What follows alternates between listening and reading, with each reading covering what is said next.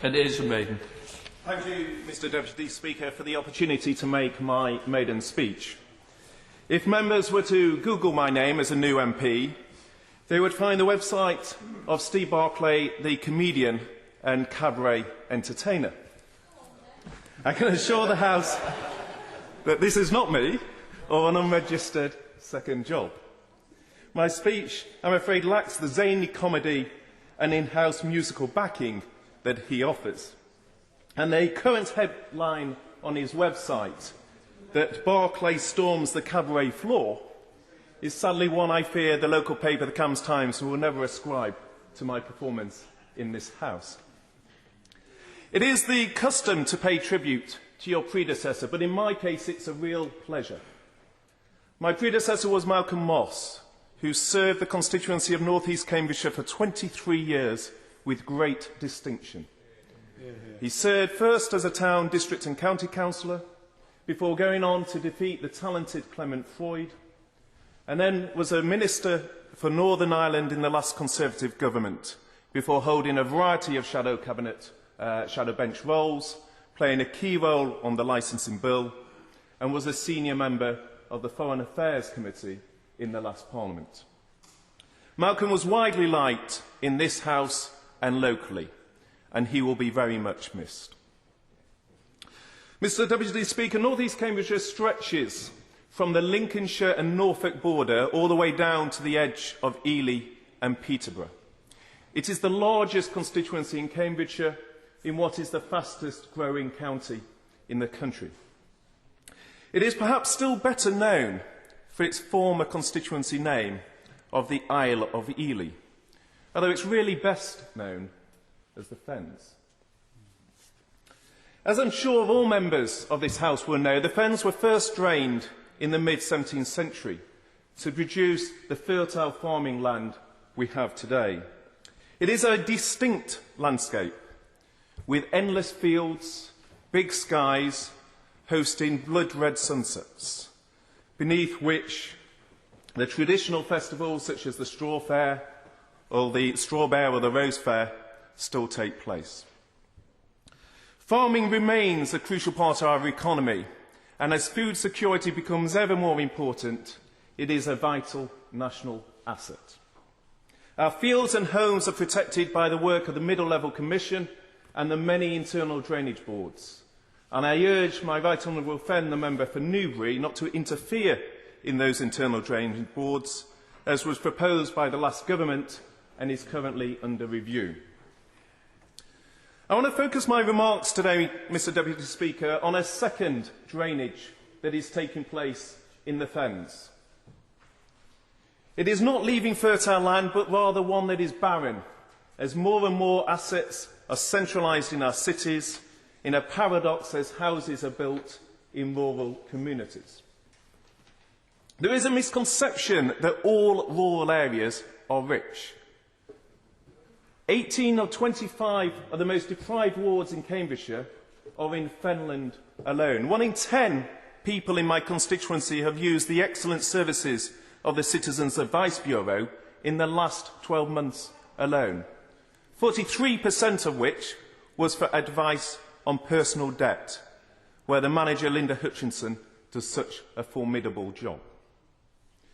There is an issue that prosperous areas mask the pockets of deprivation in rural communities and often float us above the aggregate score on which national funding is usually targeted. This drainage of our amenities continues at a scary pace. We have recently lost our driving test centre, even though it was only costing £11,000 in rent a year. Our new further education college was scrapped a month before building work was due to begin. Local pubs are closing, and there is a battle on a number of them, not least Claire Hammond's fight to save the Nag's Head in Eastry. And we now face the closure of our magistrates' court, and adjacent to that is the police court, where the police cells have already been closed, and I will be in discussions with ministers on that. We pay as a community twice as much to the Exchequer as we receive in business rates as we receive back in the local settlement grant. And it is time that the funding imbalance between the rural shires in England and elsewhere in the United Kingdom is looked at again. I want to resist the temptation in my remarks today to focus on the last government's legacy. Anyone in doubt can look at that temple of waste, which is the regional fire headquarters in Cambridgeshire, which was built at a cost of £23 million and stands empty because they can't get the emergency phone lines to work. Instead of large regional projects, we need to focus spending much more effectively and in a targeted manner to deliver the jobs and services that we need in rural communities like mine. Firstly, we need to target money more wisely. The budget was painful, but it was necessary. However, I still feel there are areas where policy needs to catch up with the new reality. Constituents in North East Cambridgeshire are staggered that we are borrowing money in order to simply give it away to countries like China and India that can afford a space programme. Likewise, factory workers in my constituency in food packaging who are on modest incomes still wonder why councils can put as much as 20% of their total income into staff pensions. Secondly, we need a clearer distinction between what is investment and what is spending, and I think the lines have been deliberately blurred in recent years. The Fens is only 100 miles from London, and yet it's held back by the chronic lack of transport infrastructure. Wisbech, the capital of the Fens, has no rail line. It used to have 2 train stations. It's got a single carriageway road, the A47, not improved in over 50 years. Its port, the only one in Cambridgeshire, was more used even in Roman times than it is today. And some of our villages around Wisbech get just 1 bus a week. Money needs to be focused on areas that can deliver economic return, including transport and our further education college. And we also need to use money where it will directly save lives. And I commend the campaign of my constituent Graham Chappell, who has done so much work to highlight the issue of deep waterways adjacent to our fen roads, where we have had so many fatalities. Thirdly, we need to empower far more our small business base. North East Cambridgeshire is not just about farming. We have many small and medium-sized businesses, such as the high-value engineering firm Metalcraft in Chatteris. I'm delighted that we are expanding the apprenticeship scheme. But grants can also have a positive effect.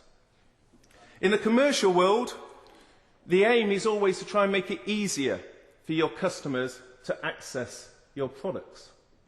And the public sector needs to do the same and cut the duplication and time-consuming paperwork when it comes to small businesses which don't have specialised staff accessing grants. Mr. Speaker, in over 80 years, my constituency has had just 4 members of Parliament. I hope it's a tradition they will continue. I will speak up for this forgotten fen landscape, which is distinct and beautiful. It is not currently getting its fair share of resources. We need to target government spending more effectively so that we can unlock the potential that the Fens can offer to deliver the growth our economy needs.